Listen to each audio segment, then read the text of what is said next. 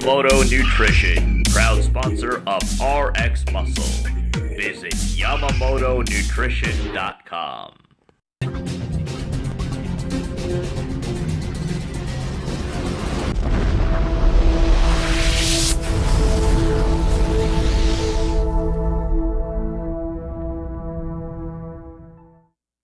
Welcome back to another episode of Live With, brought to you by Yamamoto Nutrition.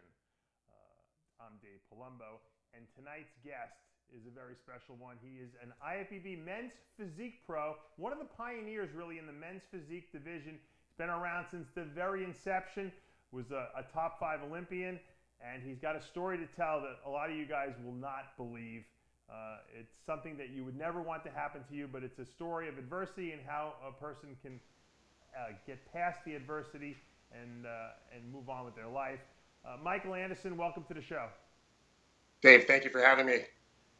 When I found out what had happened to you, I was flabbergasted because you didn't make a big deal about it. You know, a lot of people didn't know about it. You know, we saw you on the men's physique scene in the beginning. You turned pro relatively easy. You won a couple shows. You were second. You know, at a lot of shows. You were like knocking on the door for the Olympia title. A lot. You know, Chris Aceto himself said you have a physique that's worthy, really, of competing on a bodybuilding stage, even. And you know, all of a sudden, we kind of saw you disappear from the scene, and I really haven't seen you very much. You know, at least the last year and a half or so. Tell us what happened. Tell the fans what happened. Again, you know, thanks for having me and giving me this opportunity to kind of share what I've been going through, and I want to thank my fans and supporters, and of course my sponsors for getting my back during this very long journey that I did keep a secret. You know, at the end of the 2015 calendar season, you know, finished the Olympia, was already in quite a bit of pain, but you know, as athletes do, I trained through it. You know, my most important objective was getting back on that Olympia stage. So, you know, I jumped right back on stage. And so I did a few shows following the Olympia down in Florida and out in Kentucky. And, you know, if you look at some of the video from those shows, I was limping, you know, limping on stage, limping off stage. And it got to a point where I could barely move. I could barely walk. And a family member suggested that I have it checked out simply because it could have been a blood clot. From that point, you know, it kind of became this marathon, if you will. What initially we thought was a strained anterior tibialis was then diagnosed as compartment syndrome. From there, we discovered that there were vascular issues, and you know, after. Stop you for a minute. Anterior compartment syndrome is when the leg connective tissue that surrounds the muscle on the lower leg gets so tight that it feels like there's someone, you know, squeezing your leg and stabbing you with a knife. It's a very, very painful thing. And a lot of times they go in there and they actually have to release the compartment, you know, slit the connective tissue and make some more room. You went in for surgeries on this and had it rectified. What was the first step that you had done? Because I know you had a lot of surgeries on that leg. Yeah. Well, yeah, the first step was actually with an orthopedic surgeon, and he explained to me that, you know, I had compartment syndrome and that they needed to conduct a fasciotomy. Like you said, they had to go in and release that pressure because it was killing all of the surrounding tissue. And, you know, in that meeting, he told me that I might not regain full use of my foot. And, you know, I was devastated by that news. And I thought, you know, I'm not going to walk the same. I might have a slight limp. You know, little did I know, you know, ultimately where this would end up. But, you know, we scheduled that surgery for the next morning. They made it clear to me that, you know, I was in an urgent state and that I needed to address it immediately. So, you know, I'd never even been in a hospital before, but that next morning they had me in the OR and completed the fasciotomy. During that time, the surgeon discovered that there was kind of complications with the blood flow. It just wasn't flowing quite normally, and brought in the vascular team to take a look at it. And at that point, that next day, they discovered a 4-inch, what's called a thrombosis, or a clot that was on the opposite side of that compartment syndrome and may have been the cause of it. They still haven't determined completely, but you know, those two surgeries were the beginning of, you know, this 16-month journey. It almost sounds like like almost like you're waking up from a bad nightmare, because here you are on top of the men's physique world. A lot of people think you could possibly win the Olympia. Meanwhile, you're fighting back this pain in your leg that really no one knows about. And now you go into surgery, you have the release done, and they tell you, hey, your leg has very poor circulation to it. You had a clot in there already. That's not good news normally. Now, what other medical conditions did you have concurrently with that could have caused this vasculitis or the peripheral loss of circulation? That was kind of the great question. They performed an upper body CT scan, a lower body CT scan. They did a scan of my heart. They looked for any other sign of what may have led to, this just kind of complete breakdown in my leg. The only thing that they could think of was that somehow at some point when I'd gotten ill, that my immune system had broken down just enough to allow a bacteria to somehow develop within my body, grow into that large clot, and then release itself. Once it released, it traveled down, thank God not up, because we wouldn't be having this conversation, but it traveled down just far enough until the veins got too small, and then it started that clotting process. I don't know if we ever would have found that clot if I hadn't developed the compartment syndrome, but then I might not have developed the compartment syndrome if I hadn't gotten the clot. Right. Don't know the chicken, and I don't know which is the egg. Now, you told me earlier before the interview started that you had diabetes runs in your family rampantly. Were you aware that you had any blood sugar control issues at all? A year prior, I had come off of a contest run and went a little bit crazy like bodybuilders tend to do. I was eating 2 or 3 of everything I ever wanted during prep. And I went through like this little period where I became insulin insensitive. And, I know the signs to look for just because I have that family history, and they came quickly and swiftly. And so immediately changed my diet, went back to feeling normal. So I knew that the potential was there for me to, fall victim just like so many of my family members have. But I thought, I'm living a lifestyle that's going to help me, ward it off, well into my 40s and 50s. And, I thought, well, everyone else in my family got it much younger. Me approaching 45, I thought that I had dodged that bullet. But, apparently there were a couple more in the chamber. Because obviously blood sugar control, or poor blood sugar control, I should say, can cause peripheral, neuropathies, or, lack of circulation to the extremities, the feet, the hands, and the eyes. And so, that could have obviously precipitated or it made it worse, at least, the condition that was going on there. Do the doctors think that contributed to some of the, I guess you could say, neuropathies that were going on there? Well, yes and no. I was only experiencing it in the right foot. The thinking is that if in fact it was a diabetic type neuropathy, it would have been more distributed evenly throughout. Even if it were just in my lower extremities, it would have been on both sides. And at that time, having that awareness of that family history, we did sugar testing, we did A1C testing, and everything came back, absolutely perfect. It wasn't until I went on that Mike and Ike bender that I got trouble. No. Now, the Mike and Ike bender, is that after the show was over, I'm assuming? It was. Yeah. Actually, it wasn't even until after I had those first couple of surgeries, I realized that, I wasn't going to step on stage again that Olympia season. So, let's take just a little bit of time to kind of see what it feels like to be a normal person. Yeah. And, one thing led to another. Mike and Ike's led to Ben and Jerry's. And then, from that point, I was looking for a 12-step program, man. Now, all right, you've had how many surgeries on that leg now? Well, that final surgery was number 22. One of the things that you had asked me the question earlier, and I didn't completely answer, you're right that having those diabetic conditions could have, in fact, done damage to my veins, and they could have, exacerbated the problem. Again, one of those things we don't know. Again, another chicken and egg situation. But yeah, we got into this place where we were trying to make sure that we had good blood flow, so we're using anticoagulants, blood thinners. But then my veins had been so beaten up that they couldn't handle the pressures of normal blood flow. So I was running into issues where I was having bleeding episodes, that were Wow. having an ambulance come, or me having a good friend drive me to the ER, and this is becoming a regular pattern. It was either a blood clot or a bleeding episode.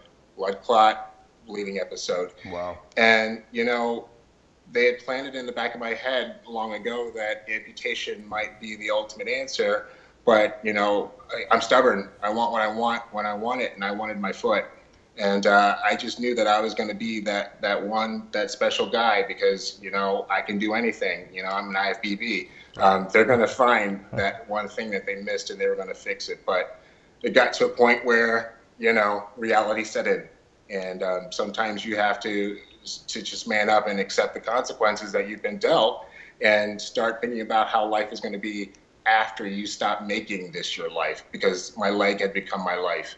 Right. And I was slowly dying, and I was happy to put an end to that slow death. Now, that's a tremendous decision to have to make. For you to say to yourself, you know what, right now I'm contemplating, I need a shoulder replacement. I need 2 shoulder replacements, actually. And the whole idea of going in and getting it done is so traumatizing to me. But you had to make a decision to have your foot and I guess lower leg amputated. I mean, cut off your body. You're an athlete. You've been competing for many years. I mean, this is something that you cherish. How do you make that decision? That's got to be a super tough decision. And did it put you in a depression at all initially? Because I have to imagine that it was not a fun thing to go through. Yep. What's strange is actually initially it gave me an incredible sense of relief. It really put me in a state of peace, knowing that, there were brighter days ahead. Because I didn't feel like I was going anywhere positive dealing with this leg. And the ironic thing is, my father is also an amputee, which is the result of, just this genetic strand we've got going on. And he too is a diabetic, and he also has peripheral artery disease. And when he was struggling with making this decision, we tried to tell him with all our might that this was the best thing for him, and how good he was going to feel afterward, and how much better life was going to be. But then when it came my turn, I couldn't remember any of that, But once I finally had enough, and once I realized that I was not living to my full potential, and that there was just better days ahead, once I put an end to this foolishness, because I was on a hamster wheel going nowhere. It was a tough decision. I was a little depressed, but I was more excited than I was depressed. Interesting. Now, you get the foot amputated. When did they amputate you from the knee down? What was that date of that surgery? That was February 28th. So we're just a couple months out. Feels like it was just yesterday. Right. They actually said, once I decided, they're like, well, we have two spots open, tomorrow or next Tuesday, and I picked next Tuesday, which was because I'm a brave man, but tomorrow was too soon. Yeah. And from that day forward, everything's been about, let's get me back on stage and back to who I really am. Because I'm not a guy who lays in a hospital bed, and I'm not a guy who sits around feeling sorry for himself. And I had to do the things that I had to do to get me back to who I know I am. And that's upright, walking. I'll put my own dumbbells away, thank you. Yeah. And I got to get back under the limelight, man. I got to get back on stage. Board shorts are perfect for a prosthetic. Yeah, I was going to say they don't judge the legs anyway in men's physique, so you really don't have anything to worry about from a physique standpoint. I know yesterday I think you told me you were going to get fitted for your prosthetic. How'd that go? It went great. My prosthetist is an amazing woman. They knew who I was when I walked in the door, not meaning who Michael Anderson is, but who the person was that was coming in. Someone who was athletic, somebody who was not going to take this sitting down. And so she's just been working with me so closely to make sure that my prosthetic is absolutely what I need to, live the life that I want to live. I want to run, jump, and play for a really long time, and I need something that can keep up with me. So she's making sure that we've got the right foot, the right ankle, the right sockets, the right computer, making sure that everything is absolutely perfect so that, the only thing that'll be different is that, I'm going to look like RoboCop and you don't. Now when you say the right computer, is this leg mechanical? In a sense, when you have, let me take a little step back.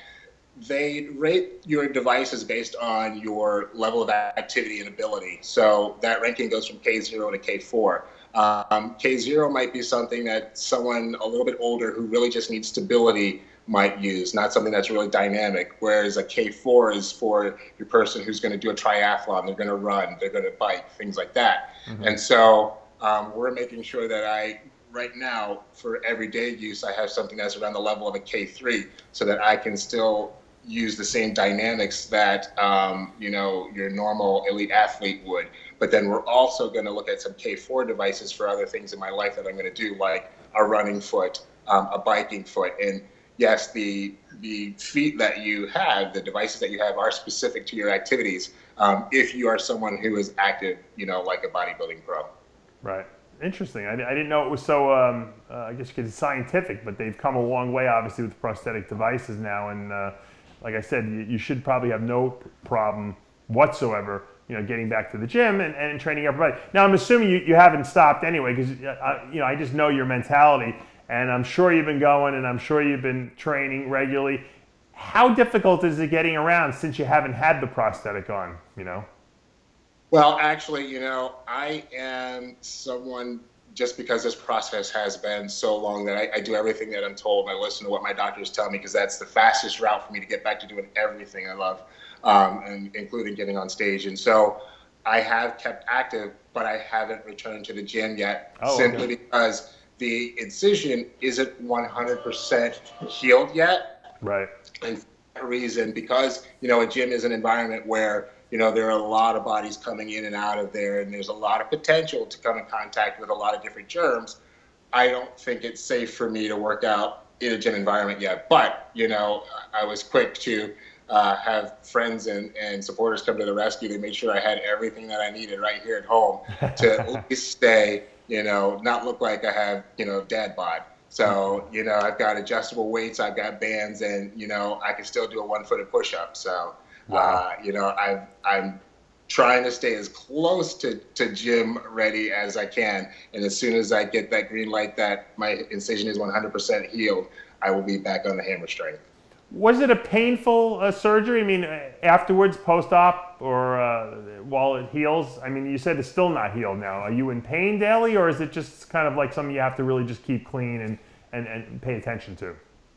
Well, the craziest part about this whole thing is, for me personally, the most painful part has been phantom pain.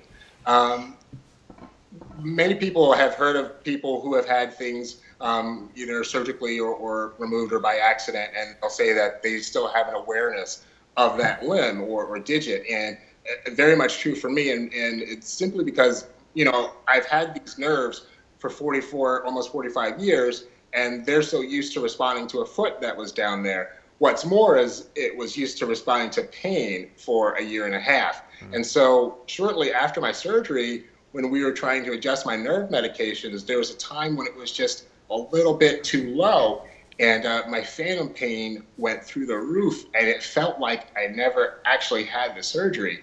And I was in excruciating, clawing at things, that kind of pain. Feeling something that wasn't even there. And, it's insane to hear and believe, but it's actually been more nerve pain than it has what we call flesh pain, where they actually perform the surgery. Right, I got you. I understand. Yeah, I've heard of that phantom, you can a lot of people feel like there is still a limb there. I didn't realize the pain level was there, but I guess, like you said, you were in pain for so long that that definitely could come back and creep up to you. Now, what's going on this Friday? There's some kind of benefit to raise some money for you. Tell us about what this is about. You know, the support from my community and from my fans has been so incredible. I can't thank you enough. You know, I really can't. And this weekend, my local gym community and coworkers are hosting an event at one of the local establishments. It's called Around the Corner. It's in an awesome little city here in Ohio called Rocky River. I'm sorry, it's on the border of Lakewood and Rocky River. It's why it's called Around the Corner from Rocky River. Anyway, Around the Corner at 7 o'clock. It'll be my first time seeing so many people in a very long time. And, you know, they know who I am and they know what I'm about and they know how much these prosthetics are going to cost. Getting a little choked up. I'm sorry. Okay. But they know how expensive something like this can be, and they're coming out to support me and doing what they can to help me get back to the life that I love, and that's lifting weights and being on stage. Michael, how much does a prosthetic cost? What is this whole rigmarole costing you? Well, you know, they keep throwing ballpark figures at me. Just to give you guys an idea, my father was here visiting me this weekend, and his leg cost $200,000. Wow. Yeah, thank God he served his country and he's a vet, and his country paid him back and they paid for that leg for him. But you know, we don't quite know yet. We keep throwing out ballparks, but we're going to throw in all the bells and whistles and see what insurance will approve. Right. But I suspect we're probably going to be around the $10,000, $12,000 range. Okay, so that's not outrageous. Thank God for insurance. But is there also a GoFundMe campaign, I believe, online for you for people who want to go donate some money and help you out with this prosthetic? Yeah. Again, I have to call out my good friend Tanya. She's going to hate me for doing that, but yeah, she started a number of GoFundMe campaigns just to help me be able to stay focused on what I need to focus on. Since I haven't worked in quite some time, I'm a personal trainer. You know, I work one-on-one with people, and there's a lot of love and glory, but not a lot of payment in that. But there's a GoFundMe. You can go to the fitworks.com Facebook page and find the GoFundMe link there. I ask nothing of anyone, but I appreciate everything you give. You can't ask anything, but I can, because I'm ballsy like that. I think that if you guys enjoy watching the men's physique division, Michael Anderson gave us a lot of joy, and it was a lot of he was a real major player initially in the inception of the division. We got to support our Iron Brothers. Go out there, even if you got $10, $5, donate it to him. Every little bit helps. It's going to help him get back on stage. It's going to help him get back to a lifestyle that he was used to. And, this shouldn't have to happen to anyone. And especially, we have to stick together as a community in the bodybuilding world, because we're a small group. And you know what? This can happen to anyone. It's really, it's not even you can't even blame anything. It's genetics. You want to blame it. You could blame his dad maybe, and his dad could blame his dad, and so on and so on. But we have to kind of just, address what is put in our way. And I always tell people when I'm doing diets for people, I say, look, sometimes life happens, and you got to just adjust to what happens in life. You can't predict it. It just throws itself in front of you, and you have to adapt. The people who adapt go on to greatness. The people who don't, you never hear from them again. And unfortunately, a lot of them, aren't around very long. So we're very proud of you, what you're going through. It's a heroic thing. I wouldn't wish it on anyone, but you know what? I know you're going to get through this. We're going to see you back on stage again. And all I ask is that you keep us updated as it happens, because we want to be able to broadcast your comeback date, the show you're going to do. We want to cover you. We'd like to get a video with you and get another interview, obviously, prior to that. But best of luck in the next couple months and getting back to the gym. Dave, as always, thank you. Thank you for your support, my friend. All right. That is going to take us to the end of another episode of Live With, brought to you by Yamamoto Nutrition. I'm Dave Palumbo, and we'll see you next time.